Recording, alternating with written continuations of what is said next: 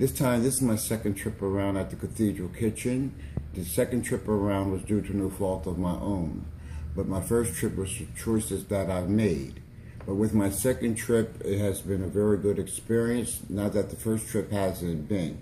Cathedral Kitchen has helped me with many things here, and now I'm not the only one, but there's many people that they have helped.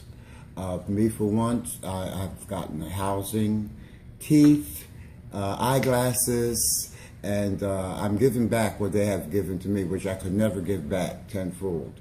Most of the people here, we all have our own problems, but most of us are choices that we made.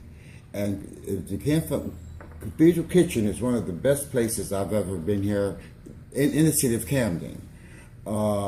If they don't have it or they can't help you, they'll find someone that will help you with it. The most thing is that you must want it.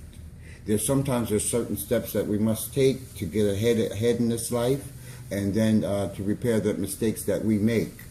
But if you're not willing to take that step, help is not there for you. It's not that it's not there for you. They can't help you if you can't help yourself.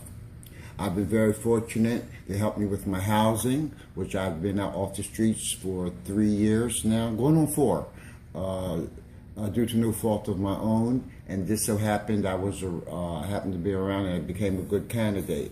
I've been having my apartment for 3 years, going on 4, and it's been a great.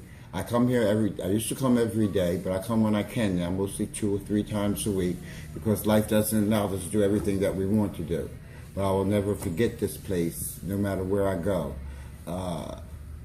The residents, our guests are treated with dignity and respect, and the help and the volunteers are proud. We do it with love and tenderness and care.